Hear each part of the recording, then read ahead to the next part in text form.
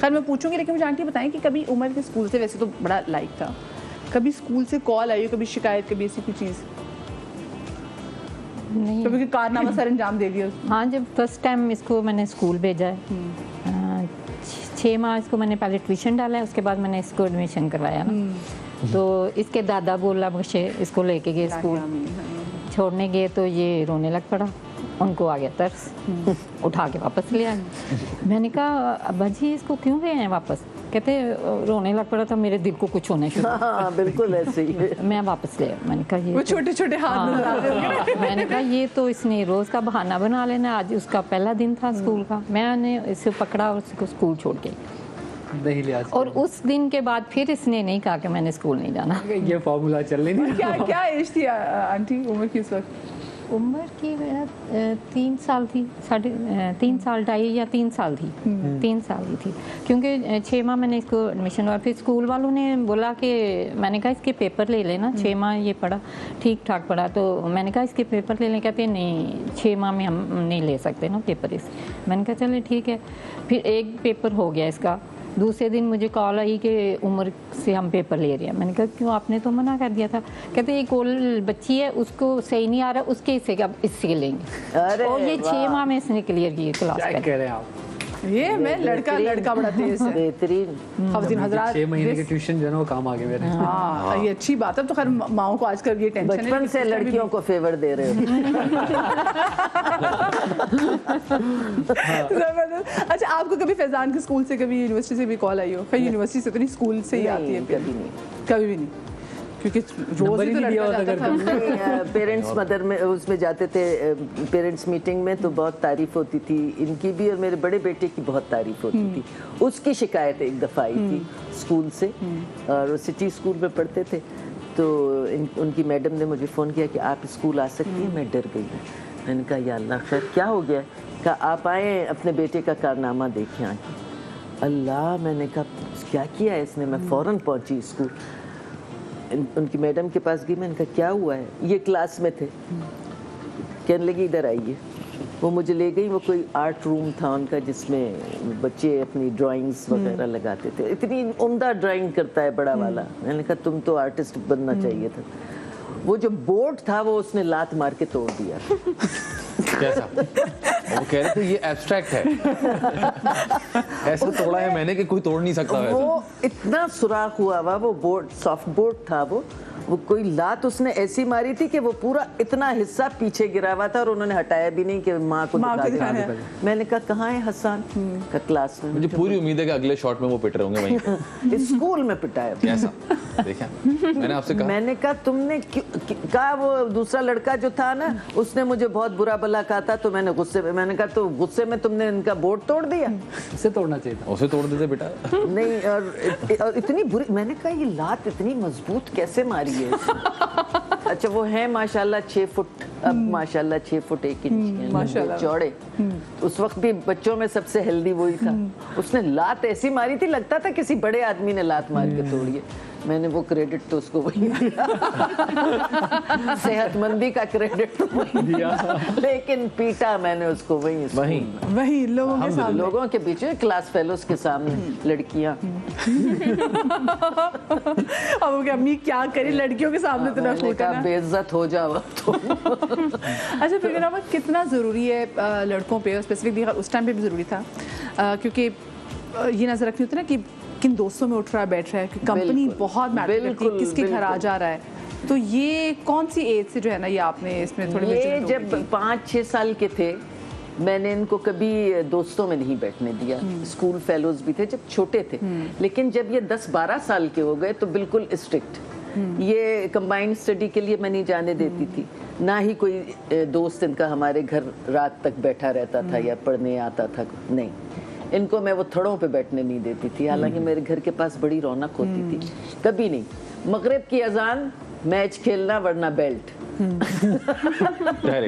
Direct घर में आओ, खाना खाओ, नमाज पढ़ो, सो जाओ, बस ये रूटीन थी। तो मेरे पड़ोसी कहते थे आप तो लड़कों को भी लड़कियों की तरह पाल रही हैं। मैंने कहा शुक्र है अल्लाह का। उस वक्त के और इस वक्त में बहुत ज़्यादा फ़र्क आ गया है। वो फिर ऐसा वक्त था कि आप को कंट्रोल हो जाते थे बच्चे, लेकिन अब मैं देखती हूँ कि ये टाइम जो है बच्चे बिल्कुल हाथों से निकले हुए, मुश्किल हो गया है। बहुत मुश्किल हो गया है। लेकिन स्ट्रिक्ट रहना पड़ेगा अगर आप चाहते हैं कि आपका बुढ़ापा जो है वो गम और गुस्से में और टेंशन में ना गुजरे, तो अपने बच्चों को कंट्रोल करें, चाहे लड़के हों चाहे लड़कियां हों। अब तो Discipline लड़कियां करना भी जरूरी है। अजाब हो गई हैं, तो लड़के लड़कियों को औलादों को जब तक आप, और बड़ी अच्छी बात होती है कि अगर आपने कंट्रोल कर लिया छोटी एज में ना, फिर आप फ्री हैं।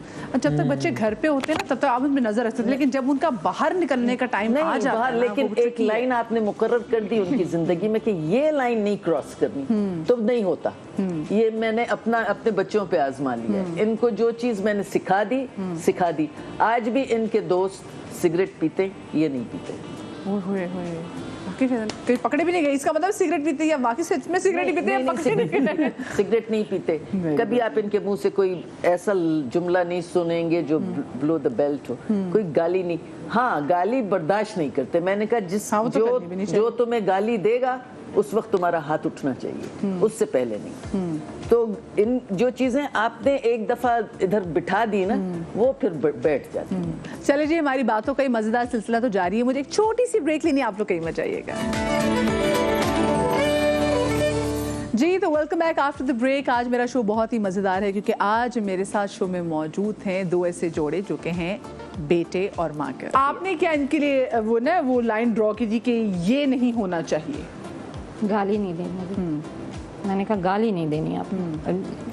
अगर कभी छोटी मोटी दे भी देते थे तो मिर्चें डाल देती थी। उसके बाद फिर ये इन्होंने बात मिर्ची खिलाती थी। क्या हुआ मिर्चें था? डाल देती मुंह में। अगर कोई गाली, मतलब अक्सर झगड़ा होता था घर में बहन, बड़ी बहन के साथ, तो ज़्यादा से ज़्यादा क्या वो जो छोटी मोटी गाली होती है वो निकल गई गलती से भी, तो फिर अम्मा ने अच्छा इधर पकड़ा, मिर्चें पकड़ी, वो दिन और पानी भी नहीं पीने देती, ना ही चीनी खाने देती, बस रखो अभी, जुबान जलेगी फिर तुम्हें पता चलेगा, उसके बाद तुम सीखोगे। गाली नहीं निकालनी। गाली मुझे सख्त बुरी लगती है। तो आंटी, आपने बाकी उम्र के दोस्तों बारे पे चेक रखा कि अच्छा उम्र के कौन दोस्त हैं? माशाल्लाह जो भी दोस्त बने हैं ना बहुत अच्छे, स्कूल के ज़माने के, कॉलेज के ज़माने में, क्योंकि वो रखे ही उसने अच्छे से दोस्त है। मुझे उसकी आज तक नहीं उसकी दोस्ती पे कोई शिकायत नहीं कि इसके बहुत अच्छे दोस्त हैं माशाल्लाह। कॉलेज के, स्कूल के, यूनिवर्सिटी के सब।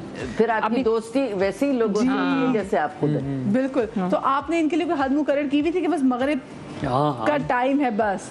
इसको तो मैंने उस स्कूल दाखिल करवाया था, आता ही मगरिब के टाइम था। सुबह जाता था और शाम में रात में वापस शौक था इसको फौजी बनाने का ना, भेज देने का आर्मी में।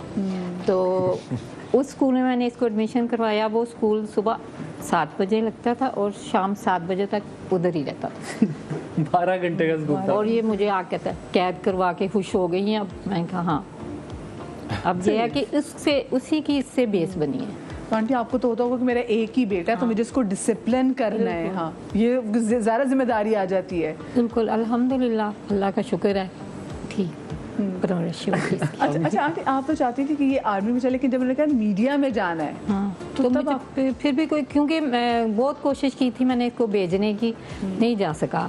इसको मैंने 8 क्लास भी 2 दफ़ा करवाई, क्योंकि उधर एडमिशन जो होता है ना वो 8 क्लास से होता है। 8 इसने पास कर ली थी, फिर भी मैंने कहा चलो कोई नहीं, तुम्हें फिर दोबारा कर लेना। और वो नहीं हो सका तो फिर मैंने भी छोड़ दिया। मैंने कहा शायद अल्लाह को नहीं मंजूर।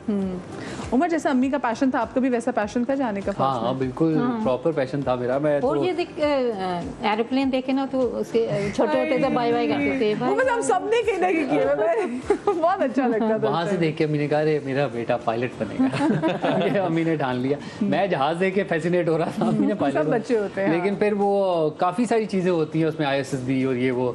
मेरे पास ISSB का फॉर्म रखा हुआ, मैंने जमा ही नहीं करवाया। मतलब मैंने फिल करके ना उसको वापस में सबमिट नहीं करवाया। क्यों पता नहीं क्यों एकदम से मेरे अंदर से ना हो गया, भाई नहीं अब नहीं कर रहा, मैं नहीं कर रहा, बहुत लेट हो गया या कुछ हो गया। वो शौक जो था या चाह थी वो एकदम से ना अंदर से दिल से चली गई। और फिर उसके बाद मैंने यूनिवर्सिटी ज्वाइन की, यूनिवर्सिटी कैरी ऑन की। वहाँ से मुझे साथ साथ जो है मैं एक्टिंग करता रहा। फिर मैंने बताया कि अब तो एक्टिंग करनी है आपके बेटे ने। हाँ, जब पहले देने गया था, इंटरव्यू देने गया था सियाचिन का, मैं इसके साथ गई थी थिएटर के लिए जब हुआ था, मैंने कहा चलो जाओ। मैं दुआएं करती हूँ। हो गई, क्लियर हो गया। तो मुझे बताएं जब